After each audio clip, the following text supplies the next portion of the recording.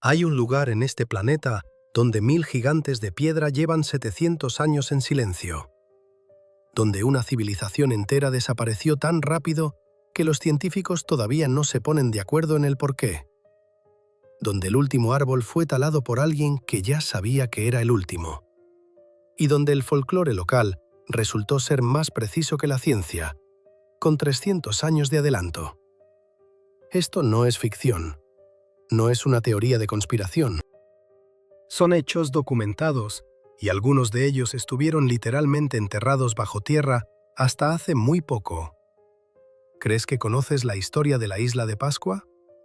Cabezas de piedra, estatuas misteriosas, un pueblo desaparecido. Una bonita imagen de libro de texto. Pues bien, el libro de texto miente, o para ser más exactos, te está contando como mucho 1/3 de la historia real. Porque la historia real es mucho más oscura, mucho más compleja y mucho más cercana a lo que está ocurriendo ahora mismo, con nosotros, con nuestro mundo, con nuestros recursos. ¿Quién destruyó realmente esta civilización? ¿Los propios Rapa Nuis o quienes llegaron después? ¿Por qué las estatuas no miran al océano sino las personas? ¿Y qué significaba eso realmente? ¿Cómo un pueblo capaz de cruzar el Océano Pacífico sin brújula ni mapas acabó atrapado en su propia isla? ¿Y por qué uno de los científicos más famosos del mundo posiblemente sacó la conclusión equivocada de esta historia, mientras el mundo entero le creyó? Las respuestas a todas estas preguntas están en este vídeo, sin recortes, sin simplificaciones, con fechas, nombres, hechos y detalles que los relatos populares suelen omitir. Quédate hasta el final, porque lo más inesperado no está al principio. Abril de 1722. El almirante holandés Jacob Roggeveen conduce 3 barcos a través del Pacífico en busca del legendario continente austral. La navegación depende de las estrellas y la intuición. Las reservas de agua están casi agotadas y la tripulación lleva meses extenuada. Y de pronto, tierra. Una pequeña isla en medio de la nada oceánica absoluta. Roggeveen ordena echar el ancla. El día resulta ser domingo de Pascua. Así es como la isla recibe su nombre europeo, Isla de Pascua. Esto se refiere a uno de los primeros contactos más desconcertantes en toda la historia de las expediciones europeas. Lo que el almirante vio desde la cubierta de su barco no encajaba en ninguna lógica. A lo largo de las costas se erguían cientos de figuras de piedra gigantescas. No ruinas, no escombros, completas, verticales, mirando hacia el interior de la isla con una calma pétrea absoluta. Roggeveen era un marinero experimentado que había visto muchas costas exóticas. Pero aquí quedó desconcertado. En el diario de a bordo escribió sin rodeos: estos ídolos asombran la imaginación por su tamaño, pero lo que aún más sorprende es cómo personas que no disponen de maderos resistentes para fabricar máquinas pudieron erigirlos. Esto no es el entusiasmo de un turista, es la confusión de un ingeniero que mira una estructura y no entiende cómo se sostiene. Roggeveen desembarcó. Los habitantes de la isla lo recibieron sin miedo. Al parecer, no tenían ni idea de quiénes eran los europeos, ni de dónde venían sus enormes barcos de vela. El primer contacto fue pacífico, aunque se vio ensombrecido por un tiroteo. Uno de los marineros decidió que los nativos se comportaban de manera sospechosa, abrió fuego y varios habitantes de la isla perdieron la vida. Roggeveen lo describió en su diario como un desafortunado malentendido. Diplomacia colonial de manual. Pero hay algo más importante. El almirante, recorriendo la isla, anotaba detalles con la meticulosidad de alguien que comprende que debe dejarlo escrito, porque nadie le creería de palabra. Describió a los habitantes como delgados, cubiertos de tatuajes, algunos con los lóbulos de las orejas estirados hasta los hombros. Describió campos cultivados, chozas primitivas, gallinas y fogones. Una vida cotidiana, junto a algo completamente inexplicable. Esto se refiere a la paradoja central de la isla. Personas que vivían en condiciones de extrema pobreza, rodeadas de monumentos que aún hoy desconciertan a los ingenieros. Las estatuas que vio Roggeveen no son simples piedras. Algunas alcanzan la altura de un edificio de 4 pisos. La más pesada de las terminadas pesa alrededor de 82 toneladas, más que un tanque de combate moderno. Y todas fueron talladas a mano, sin herramientas metálicas, utilizando únicamente cinceles de piedra. En una isla sin hierro, sin bronce y sin rueda en ningún sentido práctico, las personas crearon estructuras que hoy requerirían una grúa de construcción pesada. Roggeveen lo vio y no pudo explicarlo. 300 años después, los científicos siguen debatiendo los detalles. Casi 1 millar de figuras de piedra, no 100, no 200. Casi 1 millar, dispersas por una isla del tamaño de un pequeño municipio. Algunas se yerguen sobre plataformas ceremoniales junto a la costa. Otras yacen inacabadas en las laderas de un volcán, como si los artesanos hubieran abandonado sus herramientas y se hubieran marchado en un solo día, sin explicación. 1/3 de ellas nunca llegó a su destino. Quedaron detenidas en medio de antiguas carreteras, verticales, como sorprendidas a mitad de un paso. Esto no son decoraciones. Es ingeniería sin maquinaria, construcción monumental sin rueda, sin hierro, sin grúas. Personas de la Edad de Piedra crearon objetos que hoy en día resultarían un desafío incluso para una brigada de construcción profesional con equipamiento moderno. La escala de los Moai resiste toda comprensión fácil hasta que se empieza a comparar con algo conocido. La estatua media ronda los 4 metros de altura, pero eso es la media. Algunas alcanzan la altura de un edificio de 4 plantas. La más pesada de las terminadas e instaladas pesa alrededor de 82 toneladas. Para comparar, un carro de combate moderno pesa alrededor de 65 toneladas. El Moai pesa más que un tanque, y esto es piedra que las personas arrastraron hasta 20 kilómetros por terreno accidentado sin ningún dispositivo mecánico. Esto se refiere a uno de los ejemplos más extraordinarios de trabajo físico colectivo en la historia de las civilizaciones preindustriales. El material es toba volcánica, blanda para ser piedra, pero piedra al fin y al cabo. Se tallaba exclusivamente con hachas y cinceles de piedra, sin metal, sin herramientas abrasivas en ningún sentido moderno. Las canteras se encontraban dentro del cráter del volcán Rano Raraku. Es allí, en sus laderas, donde aún hoy pueden verse estatuas inacabadas literalmente incrustadas en la roca. La más grande de las inconclusas, conocida como El Gigante, alcanza 21 metros de longitud y pesa, según los cálculos, alrededor de 270 toneladas. Nunca fue extraída por completo. Quizás los constructores simplemente comprendieron que era imposible moverla. La apariencia de todos los Moai sigue un canon único y rígido, y hay algo casi militar en la disciplina de su ejecución. Un rostro alargado, prominentes arcos superciliares sobre cuencas oculares profundas, una nariz larga y recta con fosas nasales bien definidas, labios finos, apretados, una barbilla proyectada hacia adelante, pómulos marcados, orejas desproporcionadamente largas con lóbulos extendidos. Ninguna estatua sonríe, ninguna expresa miedo, simplemente miran. Son los rostros de personas que tomaron una decisión y no tienen intención alguna de explicarla. Esto se refiere a una estrategia artística deliberada. Los Moai no fueron construidos para ser admirados, fueron construidos para proyectar autoridad. Los antropólogos modernos se inclinan por la teoría de que las estatuas representan a personas reales, jefes, chamanes, fundadores de clanes, ancestros cuyo poder, según las creencias Rapa Nui, continuaba actuando tras su partida de este mundo. La estatua no era un monumento, era un canal. A través de ella, el clan se dirigía a su ancestro, buscando protección, cosecha, victoria sobre un rival. Los Moai estaban de espaldas al océano y de cara al poblado. Miraban a los vivos, no al agua. Este es un detalle fundamental que con frecuencia se pasa por alto. Pero aquí está el problema. Todo lo anterior son conjeturas, razonadas, respaldadas por la antropología comparada y los paralelos polinesios, pero conjeturas al fin y al cabo. El sistema de escritura de la isla, el rongorongo, sigue sin estar completamente descifrado.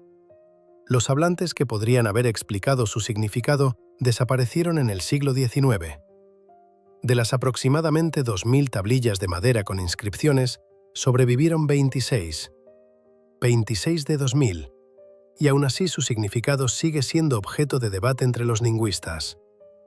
Los rostros de piedra miran, guardan silencio, y no tienen ninguna intención de responder. Alrededor del año 1000 de nuestra era, en algún lugar del Océano Pacífico Central, varias grandes canoas de doble casco avanzan hacia el este. A bordo, varias decenas de personas, hombres, mujeres, niños, semillas, animales domésticos, provisiones de comida y agua. Sin mapas, no existían. Sin brújula, los polinesios no la tenían. La navegación se realizaba mediante las estrellas, la dirección de las olas, el comportamiento de las aves, el color del agua en el horizonte. Estas personas leían el océano como una persona alfabetizada lee un texto, con fluidez, sin esfuerzo, de memoria. Partieron de las Islas Marquesas y recorrieron varios miles de kilómetros de mar abierto, sin ver tierra durante semanas. No era una aventura, era una expansión deliberada. Los polinesios buscaban sistemáticamente nuevas islas, sabiendo por la experiencia de generaciones anteriores que había tierra ahí fuera. No navegaban a ciegas, navegaban siguiendo un sistema.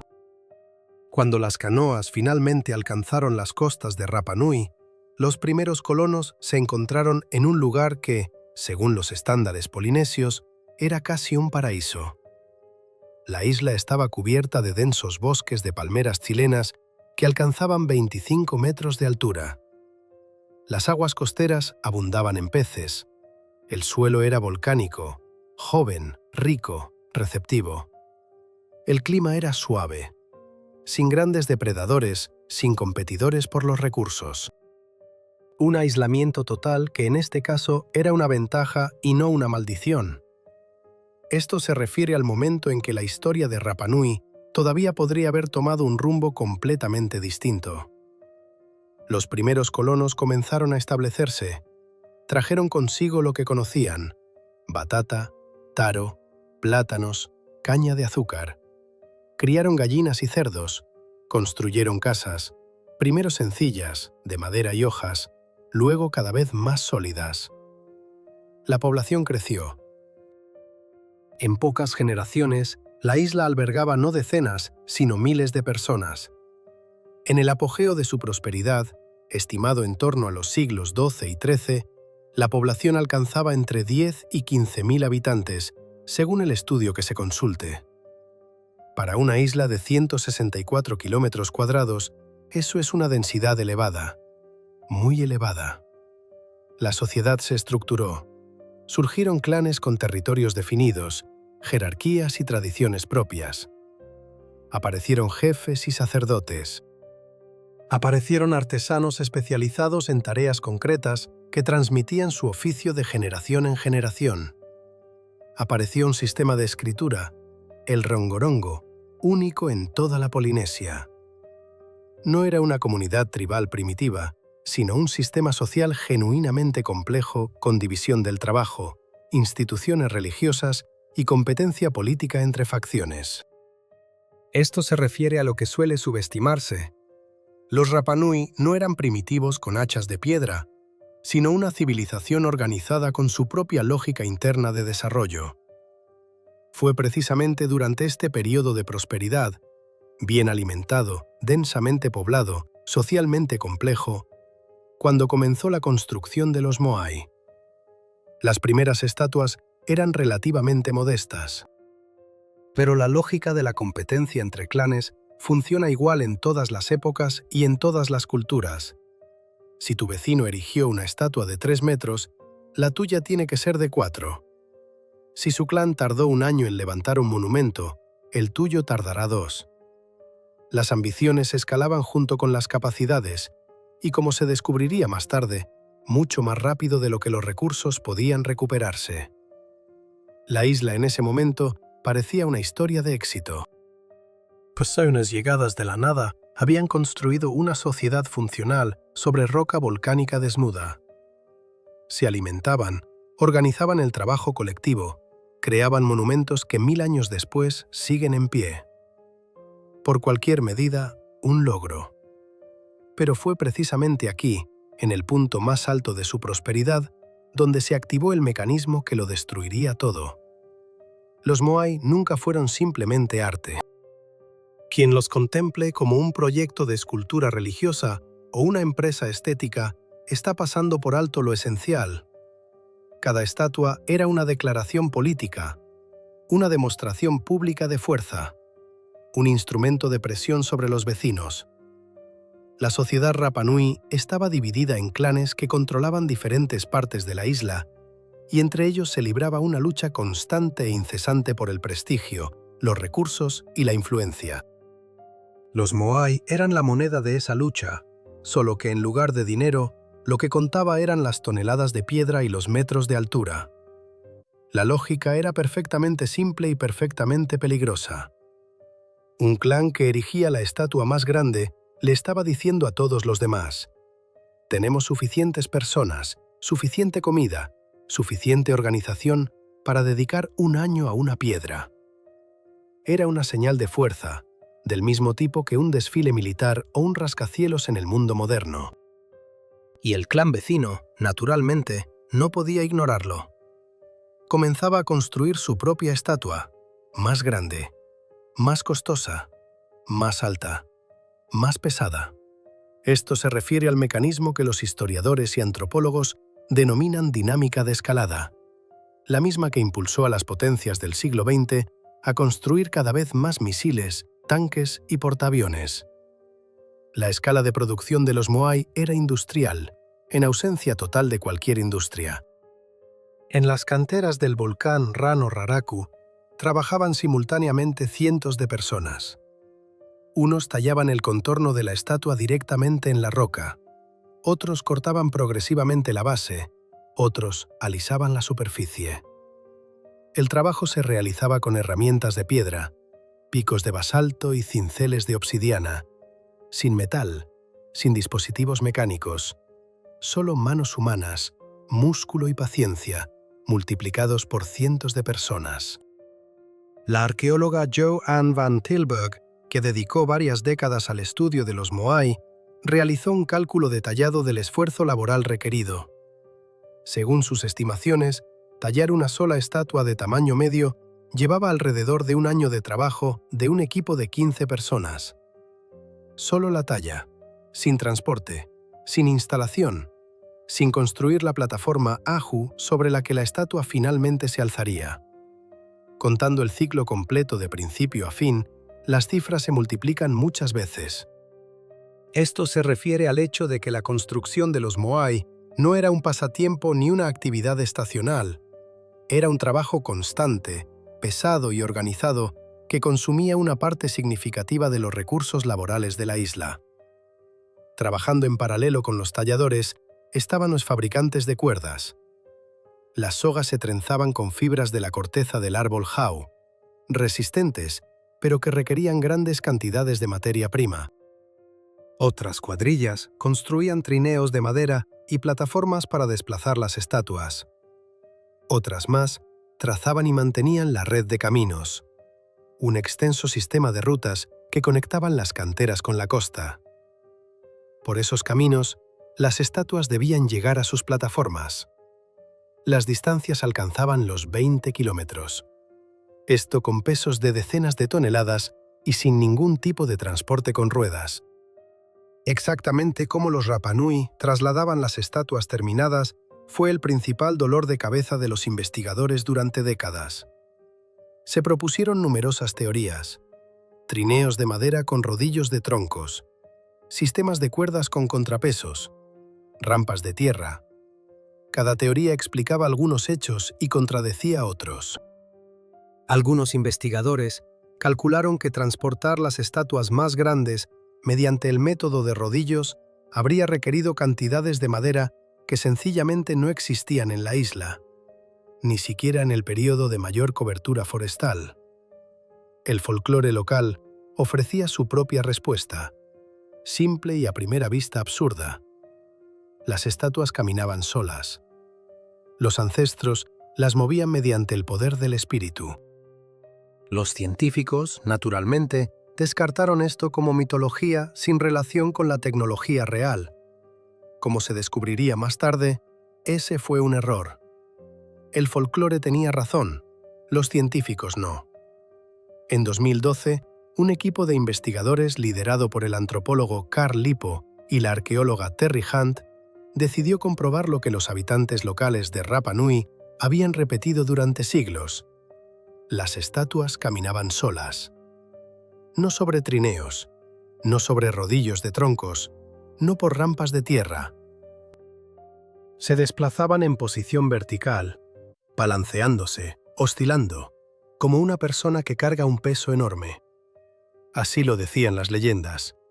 Así explicaban los ancianos a los niños por qué había moai inacabados a lo largo de los antiguos caminos. Sencillamente nunca llegaron. Se detuvieron en el camino. La mayoría de los investigadores, hasta ese momento, había tratado tales explicaciones con condescendencia. Mitología hermosa, una imagen poética, nada más. Una estatua de piedra que pesa decenas de toneladas no puede caminar. Eso contradice la física, el sentido común y todo lo que se enseña en las facultades de ingeniería. Ese era el consenso entre los especialistas, hasta el experimento. Lippo y Hunt construyeron una réplica exacta de un moai, de hormigón, con un peso de alrededor de 5 toneladas, respetando las proporciones del original. Luego le ataron 3 cuerdas, 2 a los lados, una por detrás. Un equipo de 18 personas tomó posiciones. Las cuerdas laterales se tiraban de forma alterna, haciendo oscilar la estatua de lado a lado.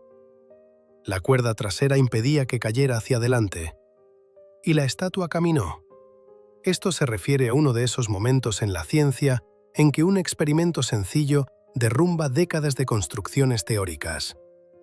El movimiento tenía exactamente el aspecto que describía el folclore: balanceo, rodamiento de un borde de la base al otro, avance lento hacia adelante. No rápido, no elegante, pero eficaz. Según los cálculos del equipo, usando este método, un grupo de 26 personas podía desplazar una estatua de tamaño medio a una velocidad de aproximadamente 100 metros por hora. Un camino de 15 kilómetros llevaría varios días de trabajo continuo. Eso es realista. Explica los patrones de desgaste en las bases de muchos moai, astilladuras y raspaduras características precisamente en los lugares donde se produciría el contacto con la superficie del camino bajo este método de movimiento. Pero el descubrimiento más importante no fue el método en sí. Lo más importante fue lo que explicó, un detalle que nadie había podido justificar de forma convincente hasta entonces. A lo largo de los antiguos caminos de la isla, a distintas distancias de las canteras, se encuentran de pie y tumbadas decenas de estatuas inacabadas y no entregadas. Algunas están volcadas, algunas permanecen en posición vertical en medio del camino, como si simplemente las hubieran abandonado a mitad del trayecto. Las teorías anteriores, con trineos y rodillos, no daban ninguna explicación convincente de por qué tantas estatuas acabaron en posición vertical a lo largo de las rutas. Si las transportaban en trineos, deberían haber estado tumbadas. Si caminaban en posición vertical, todo encaja. Una estatua que dejaban de tirar simplemente se quedaba de pie, o caía al intentar detener su impulso. De ahí el panorama. Figuras verticales a lo largo de los caminos, detenidas para siempre en el punto donde se agotaron las fuerzas, las cuerdas o las ganas de continuar. Esto se refiere a cómo un experimento de pocas horas de duración proporcionó la respuesta a una pregunta que había atormentado a los investigadores durante más de 2 siglos. La teoría de las estatuas caminantes no es definitiva. En la ciencia no hay teorías definitivas. Algunos investigadores siguen sosteniendo que para transportar los monumentos más pesados se emplearon métodos adicionales.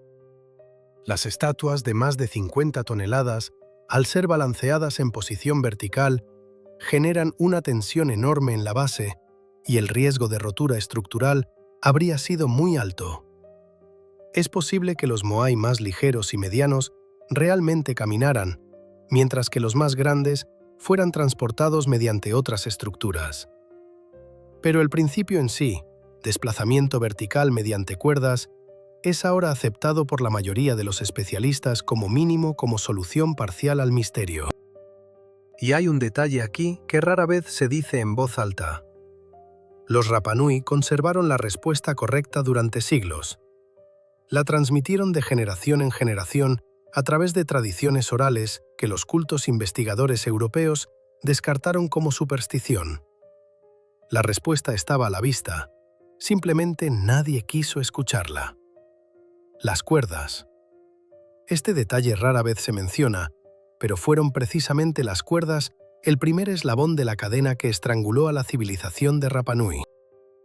Cada traslado de una estatua requería cientos de metros de soga resistente. Las cuerdas se trenzaban con fibras de la corteza del árbol jau. El árbol jau crecía en abundancia en la isla, mientras duró. Pero cada estatua arrastrada hacia la costa dejaba tras de sí un montón de cuerdas deshilachadas, rotas, inservibles. Y cada vez hacían falta cuerdas nuevas, lo que significaba árboles nuevos, una y otra vez. Ese no era el único consumo de madera.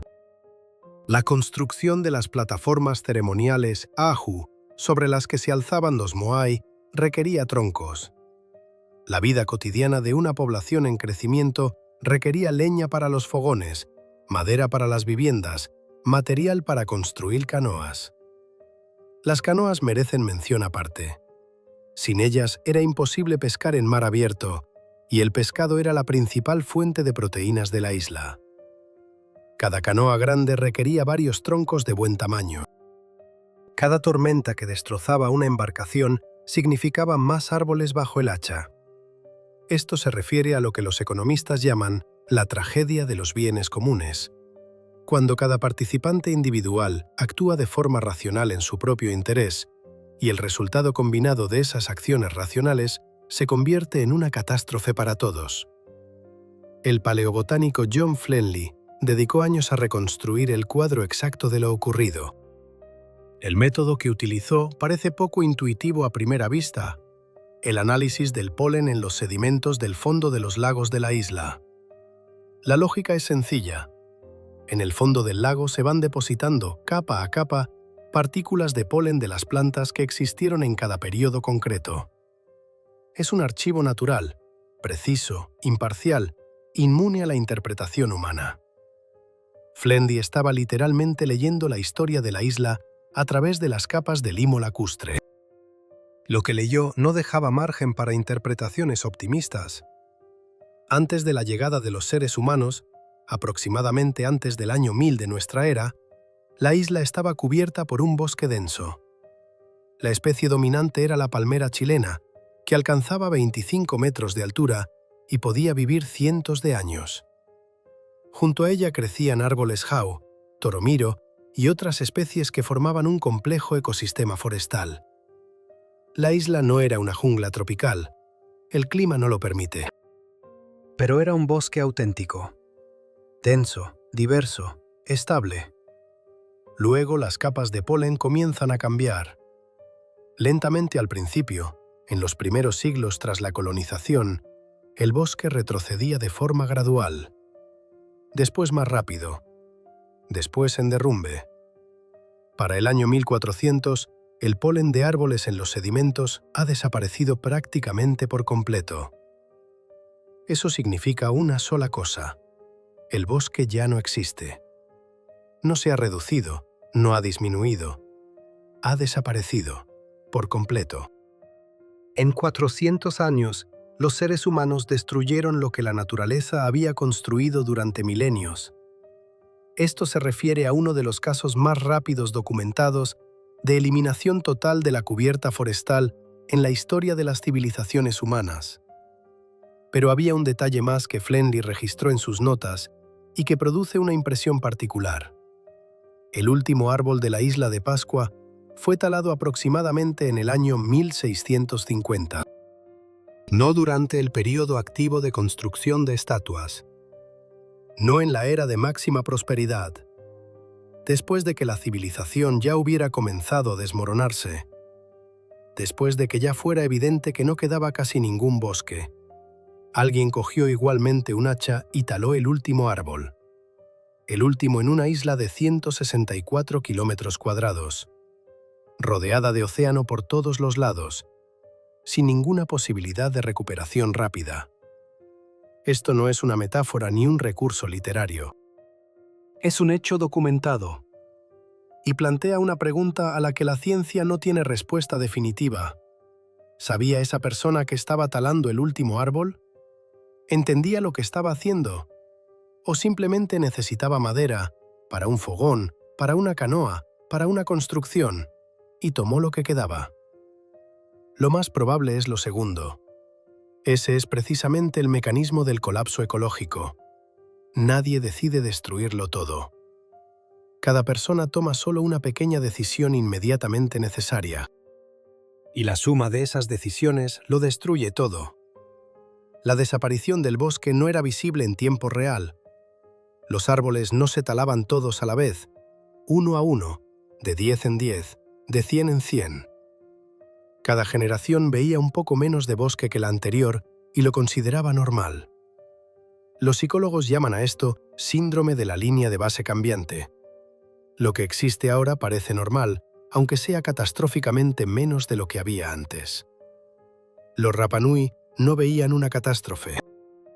Veían su vida cotidiana, simplemente haciéndose un poco más difícil con cada año que pasaba. Cuando desaparece el bosque, no desaparece solo la madera. Desaparece todo lo que dependía de ella. Los Rapa Nui lo descubrieron no en la teoría, sino en la práctica, generación tras generación, con una velocidad y un horror crecientes. El primer golpe fue la erosión. Las raíces de los árboles retenían el suelo volcánico en las laderas, una fina capa acumulada con esfuerzo, apta para el cultivo. Sin árboles, las lluvias comenzaron a arrastrar esa capa directamente al océano. Los campos que habían alimentado a 10.000 personas producían cosechas cada vez más míseras. Las batatas se hacían más pequeñas. El taro se pudría en la tierra encharcada y agotada. Los plátanos no maduraban.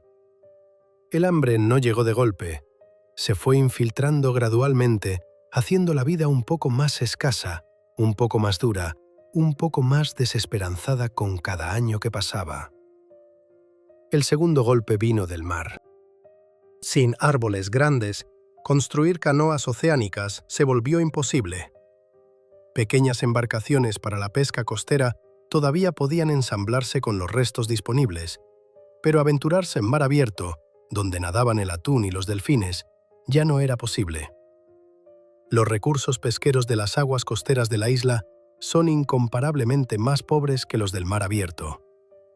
La proteína escaseó de forma catastrófica. La gente recurrió a las aves y las cazó hasta extinguirlas. A las tortugas marinas y las pescó hasta agotarlas. A las ratas que habían llegado con los primeros colonos a bordo de las canoas y se habían multiplicado por toda la isla. Cuando la principal fuente de proteínas en la dieta de una civilización se convierte en rata, eso ya no es declive, eso es tocar fondo. Esto se refiere al hecho de que el colapso de un ecosistema y el colapso de una sociedad no son dos procesos separados. Son el mismo proceso, simplemente observado desde ángulos distintos. Fue precisamente entonces cuando algo apareció en los estratos culturales de la isla que no había estado allí antes. Los arqueólogos que excavan en Rapa Nui documentan un fuerte aumento en el número de matá, puntas de lanza y dardo de obsidiana a partir aproximadamente del siglo XV. La obsidiana existe en la isla, su fuente es el volcán Rano Kau. Pero hasta cierto momento se había utilizado principalmente para herramientas de corte, raspadores, cuchillos, cinceles para trabajar la piedra. El matá es un arma, especializada, deliberadamente diseñada para herir a personas. Su aparición en grandes cantidades no es equipo de caza ni casualidad. Es evidencia de que en la isla había comenzado un conflicto armado organizado por los recursos. Los clanes que antes competían por el tamaño de sus estatuas, ahora competían por el número de vecinos caídos. La lógica era idéntica. Sobrevive el más fuerte. Solo que las reglas del juego habían cambiado. En lugar de canteras, incursiones. En lugar de cuerdas, lanzas. En lugar de arquitectos y talladores, guerreros. Esto se refiere a la rapidez con que las instituciones sociales construidas durante siglos pueden derrumbarse bajo la presión de la escasez de recursos. Rapa Nui tardó menos de 100 años en recorrer el camino de la construcción monumental a la guerra entre clanes. El punto culminante de esta destrucción fue el derribo deliberado de los propios Moai. Las estatuas que habían requerido años de trabajo colectivo, que habían encarnado el orgullo del clan y la autoridad religiosa, comenzaron a ser derribadas, no accidentalmente, no como resultado de terremotos o desprendimientos. Deliberadamente, usando palancas, esfuerzo organizado, grupos de personas trabajando en conjunto. La estatua era tumbada boca abajo. Los tocados rojos de piedra llamados pukao, colocados sobre las cabezas de los Moai como símbolo de estatus y poder, eran destruidos. Esto no era vandalismo en el sentido moderno, era una destrucción ritual de la autoridad del rival. Derribar el Moai del clan vecino significaba cortar su conexión con los ancestros, privarle de protección espiritual, humillarlo y debilitarlo públicamente. Para cuando los europeos llegaron a la isla, la mayoría de las plataformas costeras Aju eran campos de estatuas derribadas. Lo que Roggeveen había visto en pie en 1722, las expediciones posteriores ya no lo encontraron. Para finales del siglo XVIII, prácticamente todo había sido derribado. El último grupo de estatuas en pie fue volcado, según los registros disponibles, alrededor de 1842. Casi 1 millar de monumentos construidos a lo largo de varios siglos yacía en ruinas. Patrick Kirch, uno de los principales especialistas en arqueología de la Polinesia, formula su diagnóstico sin rodeos y sin sentimentalismos. El colapso de Rapa Nui no es un misterio ni misticismo. Es el resultado predecible de dos factores que operaron simultáneamente y se reforzaron mutuamente. Primero, la superpoblación de una isla con recursos limitados. Segundo, la rivalidad religiosa y política entre clanes que hacía imposible cualquier decisión colectiva para limitar el consumo. Nadie podía decir, dejad de talar árboles, porque quien lo decía a su propio clan lo ponía en desventaja frente a los vecinos que seguían talando. La trampa clásica de la acción colectiva. La misma de la que la humanidad no ha aprendido a escapar ni hoy. Cuando Roggeveen pisó tierra en 1722, no vio una gran civilización. Vio sus escombros. La gente vivía en chozas primitivas de piedra y paja. Apenas había ropa. La comida escaseaba. El propio almirante describió a los habitantes como pobres y miserables. Y no era arrogancia europea. Era una documentación precisa de un hecho. La isla que varios siglos antes había alimentado a 15.000 personas apenas sostenía 2.000 o 3.000 en el momento del primer contacto europeo. La mitad de las estatuas ya estaban derribadas. Los secretos de su construcción se habían perdido. Las personas que recordaban cómo se construían las plataformas Aju y cómo se desplazaban los Moai habían perecido en las guerras o se habían llevado sus conocimientos consigo.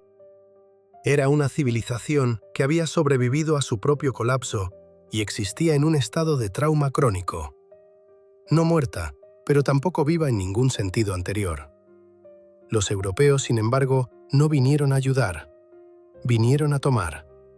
Las primeras décadas trajeron contactos esporádicos, algunas expediciones, algunos enfrentamientos, algunas enfermedades dejadas en la orilla junto a baratijas para el intercambio. Viruela, sarampión, enfermedades venéreas. Los Rapanui no tenían ninguna inmunidad contra ninguna de ellas. Cada barco que atracaba en la costa dejaba tras de sí una ola de enfermedades al partir. La población continuó reduciéndose, ya no por el hambre y las guerras, sino por microbios que no se ven y contra los que no hay defensa. Esto se refiere al mecanismo estándar de catástrofe demográfica en el primer contacto entre poblaciones aisladas y portadores de patógenos foráneos. Rapa Nui no fue una excepción, fue la regla. Pero el golpe real llegó en 1862. En diciembre, barcos peruanos llegaron a la isla. No mercantes, no de investigación, barcos negreros. Perú en ese período sufría una grave escasez de mano de obra en sus operaciones de extracción de guano, la recolección de excrementos de aves utilizados como fertilizante. El trabajo era agotador, letal y requería grandes cantidades de personas a las que no había que pagar. Rapa Nui estaba suficientemente lejos como para que la comunidad internacional no se preocupara demasiado por lo que ocurriera allí. El método era simple y cínico. Los peruanos atraían a los isleños a bordo de sus barcos con diversos pretextos, supuestamente para comerciar, supuestamente para negociar. Luego los barcos se alejaban de la costa. Eso era todo. Nadie regresaba. En el transcurso de varios meses, desde diciembre de 1862 hasta principios de 1863, más de 1.500 personas fueron llevadas de la isla. Con una población de 2 a 3.000 habitantes, eso significaba que entre la mitad y 2/3 de todos los habitantes fueron llevados a la esclavitud. Pero lo peor no fue el secuestro en sí, lo peor fue quienes fueron llevados. Entre ellos estaba prácticamente toda la élite intelectual y cultural de la isla. Jefes, sacerdotes, custodios de la escritura rongorongo, personas que podían leer y escribir en el único lenguaje escrito original de toda la Polinesia. Todo lo almacenado en su memoria, rituales, historias, el significado de los símbolos, tecnologías, desapareció junto con ellos.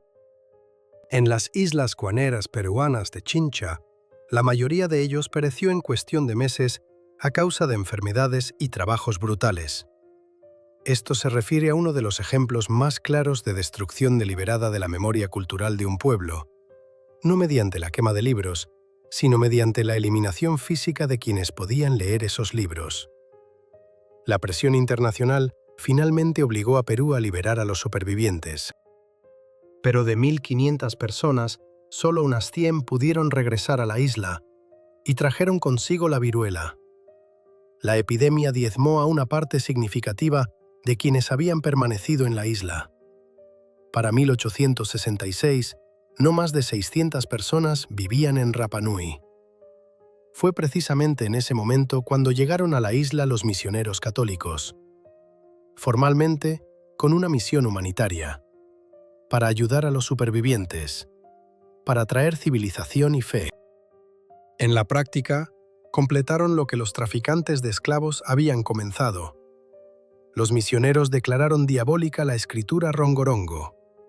Las tablillas con textos fueron quemadas. Los pocos habitantes que aún podían leer algo fueron convertidos al cristianismo y persuadidos de renunciar a su cultura anterior como pecado. De las aproximadamente 2.000 tablillas de madera cubiertas con signos rongorongo, 26 sobreviven hasta hoy. 26. Ninguna ha sido completamente descifrada. Ninguna persona viva puede leerlas como podían hacerlo quienes fueron llevados a Perú. En 1888, Chile anexionó la isla, sin negociación, sin un tratado que los habitantes de la isla entendieran plenamente. Los Rapa Nui fueron convertidos efectivamente en trabajadores sometidos en los ranchos ganaderos que llegaron a cubrir toda la isla. tenían prohibido abandonar el territorio asignado, un pequeño asentamiento llamado Hanga Roa. El resto de la isla pertenecía a una compañía ganadera. Los Rapa Nui obtuvieron la ciudadanía chilena solo en 1966. Hasta ese momento eran personas sin ciudadanía, sin derechos y sin capacidad de tomar sus propias decisiones sobre su tierra. Para entonces, la población indígena había caído a menos de 1000 personas. 1000 personas. En una isla que una vez albergó a 15.000. Donde casi 1 millar de estatuas monumentales se había erguido. Donde había existido un sistema de escritura único, una arquitectura única, un sistema de navegación único y una cultura única. Todo ello había pasado por el colapso ecológico, las guerras entre clanes, la trata de esclavos, las epidemias, la destrucción misionera y la subyugación colonial. Y había sobrevivido. A duras penas, pero había sobrevivido. En 1955, el viajero e investigador noruego Thor Heyerdahl organizó la primera expedición científica a gran escala a la isla de Pascua. Antes de él, la isla había atraído a curiosos, aventureros y marineros de paso. Heyerdahl trajo arqueólogos, antropólogos y un enfoque sistemático. Su expedición realizó las primeras excavaciones a gran escala, documentó cientos de sitios y recogió muestras para datación. Desde el punto de vista científico, un avance. Desde el punto de vista teórico, un desastre. Heyerdahl estaba convencido, públicamente y en sus escritos, de que la isla había sido poblada desde América del Sur. No desde la Polinesia, desde Perú. Su principal argumento era la batata, un cultivo nativo de los Andes que los Rapa Nui cultivaban mucho antes de cualquier contacto europeo. ¿Cómo llegó la batata a la isla si no hubo contacto con América? Heyerdahl respondió a esa pregunta así. Personas navegaron desde América y la trajeron consigo. En 1947, cruzó personalmente el Pacífico en la balsa de madera Kon-Tiki, demostrando que tal viaje era técnicamente posible. El mundo aplaudió. El libro se vendió en millones de ejemplares. La teoría parecía convincente. Estaba equivocada. Esto se refiere a uno de los episodios más instructivos en la historia de la ciencia, cuando un experimento brillantemente ejecutado demuestra que algo es posible, pero no demuestra que realmente ocurrió. La genética resolvió el asunto, sin rodeos y sin ceremonias. El análisis de ADN de los Rapa Nuis modernos y de los restos antiguos encontrados en la isla produjo un resultado inequívoco. El origen es polinesio. Las Islas Marquesas, tal como la antropología lingüística y cultural ya había sugerido. Ningún rastro peruano en el genoma central. La lengua Rapa Nui, polinesia. Las tradiciones arquitectónicas, polinesias. Las prácticas religiosas, polinesias. Heyerdahl, con todo su valor y entusiasmo, construyó una teoría sobre un único artefacto e ignoró todo lo demás. En la ciencia, esto se llama sesgo de confirmación, cuando buscas pruebas de tu idea y no percibes las contradicciones. Pero aquí está lo interesante. La batata sigue requiriendo una explicación, y la genética la proporcionó, solo que no en absoluto la que Heyerdahl esperaba. Una investigación publicada en 2019 en la revista Nature reveló algo que trastocó la imagen convencional de la historia del Pacífico. Los genomas de los Rapa Nuis modernos contienen efectivamente una pequeña pero estadísticamente significativa mezcla de genes indígenas americanos, probablemente de pueblos que vivían en la costa pacífica de Colombia. Y esta mezcla se fecha aproximadamente en el año 1200 a 1250 de nuestra era. Es decir, mucho antes de Colón, mucho antes de cualquier viaje europeo documentado a las Américas, y mucho antes de los colonizadores españoles que llegaron a la costa pacífica de América del Sur. Esto significa una sola cosa: los polinesios llegaron a las costas de América. No fueron los europeos quienes llevaron a los polinesios al Nuevo Mundo. Los polinesios encontraron el nuevo mundo por sí mismos y regresaron, trayendo consigo personas o sus genes y la batata de paso. Esto no es una hipótesis ni una conjetura. Es un hecho genético documentado, reproducido en múltiples estudios independientes por diferentes equipos de investigación de diferentes países. Esto se refiere a un descubrimiento que reenmarca completamente la escala comprendida de la navegación polinesia. Personas sin brújula, sin herramientas metálicas, sin mapas, cruzaron el océano más grande del planeta en ambas direcciones. Encontraron islas donde por todos los cálculos no debería haber nada. Llegaron a un continente entero y regresaron a casa. Eso no es suerte. Es un sistema. Es un nivel de navegación que la civilización occidental solo igualó durante la era de los descubrimientos, y entonces solo con la ayuda de brújulas, sextantes y cartas detalladas. Heyerdahl estaba equivocado en su teoría, pero tenía razón en una cosa. Hubo contacto entre Rapa Nui y América del Sur. Simplemente se confundió de dirección.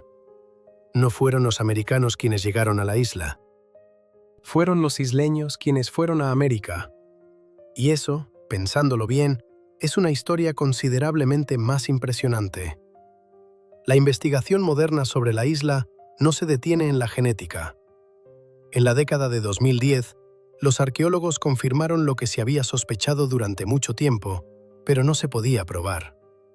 Las famosas cabezas de piedra en realidad tienen cuerpos.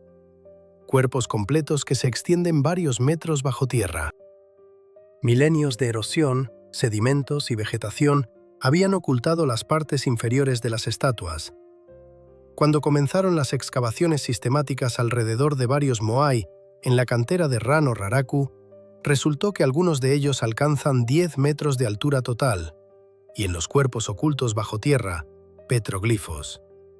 Imágenes talladas, signos, símbolos cuyo significado aún no ha sido establecido.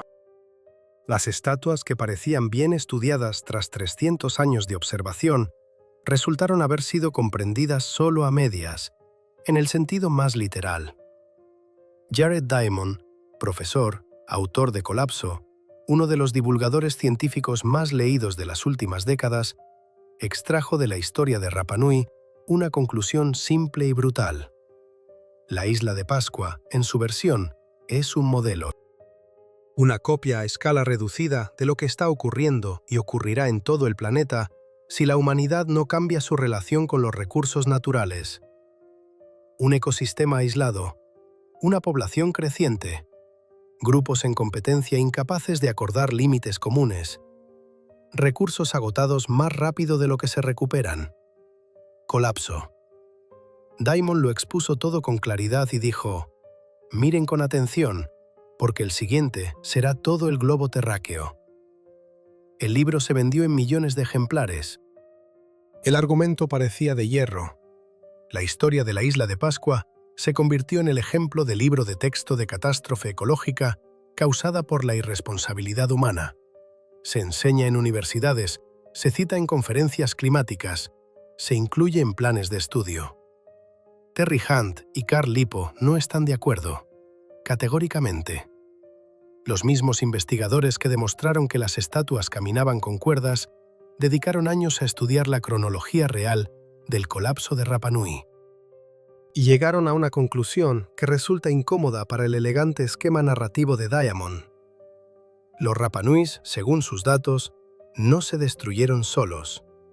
O más exactamente, no solo solos.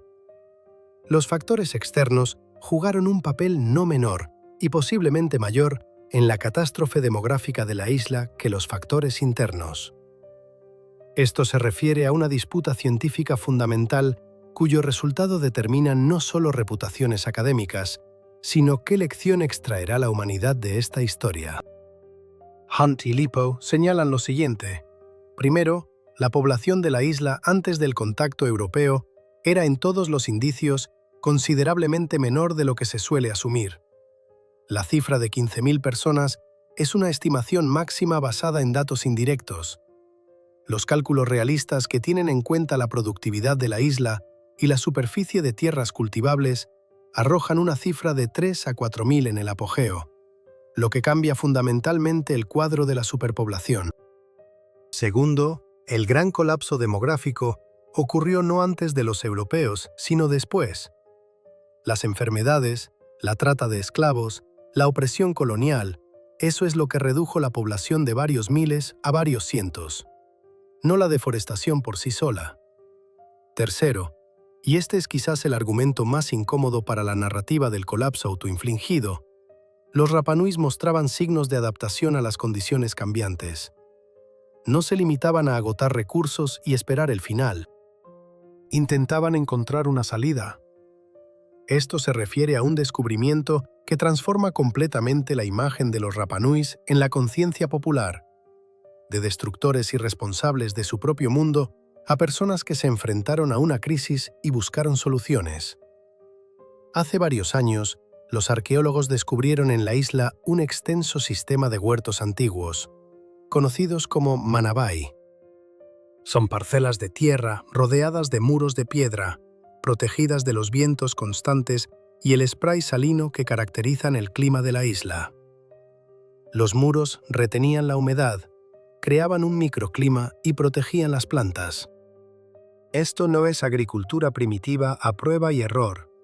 Es un sistema agronómico cuidadosamente pensado, desarrollado por personas que entendían que el suelo estaba agotado, el clima era duro y que trabajar de manera más inteligente era la única alternativa a trabajar más hasta el agotamiento. La extensión de estos sistemas de huertos resultó ser considerable. Cubrían una parte significativa del interior de la isla. Al mismo tiempo, los Rapanui practicaban lo que hoy se llama mantillo lítico, la dispersión deliberada de pequeñas piedras por la superficie de los campos. Esto no es accidental ni decorativo. Las piedras retienen la humedad, previenen la erosión y moderan la temperatura del suelo. Un método que la agronomía moderna redescubrió y reconoció como efectivo solo en el siglo XX, los Rapanui lo aplicaban siglos antes, en condiciones en las que la alternativa era la hambruna. Estos hallazgos no eximen a los Rapanui de la responsabilidad por la destrucción de los bosques. Los bosques los destruyeron efectivamente, los datos paleobotánicos son inequívocos. Pero los hallazgos cambian la interpretación. Los Rapanui no eran una civilización que caminaba hacia el precipicio con los ojos cerrados, sin darse cuenta de la caída. Vieron la crisis, respondieron a ella, inventaron soluciones. La escala de la catástrofe, amplificada por la intervención europea, simplemente superó lo que sus soluciones podían absorber. Tymon construyó su modelo sobre la imagen de un pueblo que no podía detenerse. Hunt y Lipo ofrecen una imagen diferente, un pueblo que luchó por sobrevivir en condiciones que se volvían insoportables no enteramente por culpa propia. Quien tiene razón sigue siendo una pregunta abierta. Los datos continúan llegando. Las excavaciones continúan. Y cada nuevo hallazgo hace el cuadro más complejo, más humano y menos conveniente para conclusiones definitivas. Hoy en día, alrededor de 6.000 personas viven en la isla de Pascua. De ellas, menos de la mitad son Rapanui indígenas. Cada año aproximadamente 100.000 turistas vuelan a la isla. 100.000 personas que descienden sobre una isla donde viven 6.000. Esto no es turismo, es una invasión. Cada turista quiere fotografiarse junto a un moai, tocar la piedra, llevarse a casa un pedazo de historia en forma de imán de nevera. La infraestructura de la isla cruje por todas partes. La única pista de aterrizaje opera al límite. El agua dulce escasea de forma catastrófica.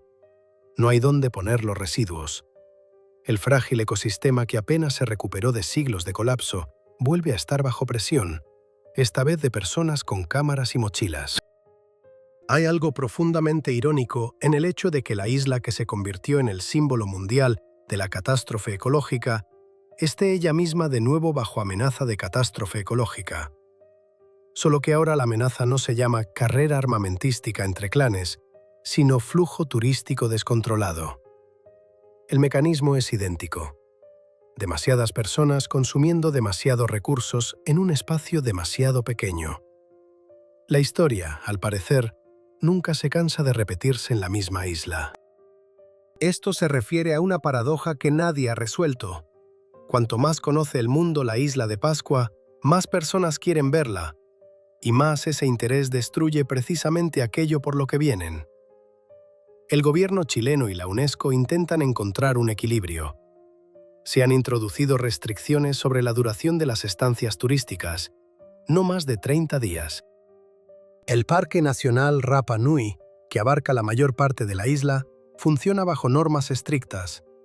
No se pueden tocar las estatuas, no se pueden pisar ciertas zonas, solo se puede fotografiar desde puntos designados. Las multas por infracciones son reales, no simbólicas. En 2018, las autoridades de la isla exigieron al gobierno central de Chile el derecho a restringir la entrada de forma independiente, y lo obtuvieron parcialmente.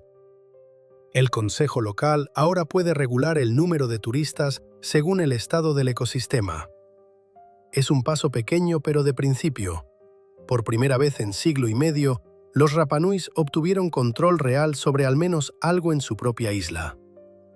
Los descendientes de los constructores de Moai no luchan solo contra los turistas, luchan contra su propia desaparición. La lengua Rapanui está viva pero en peligro. Los jóvenes hablan español, escuchan la misma música que en Santiago, ven las mismas series. La globalización hace su trabajo en silencio y sin puntas de lanza de obsidiana. No hace falta derribar estatuas, basta con que los niños dejen de aprender la lengua de sus ancestros. Unas pocas generaciones y una cultura desaparece de forma tan irreversible como desaparecieron los bosques.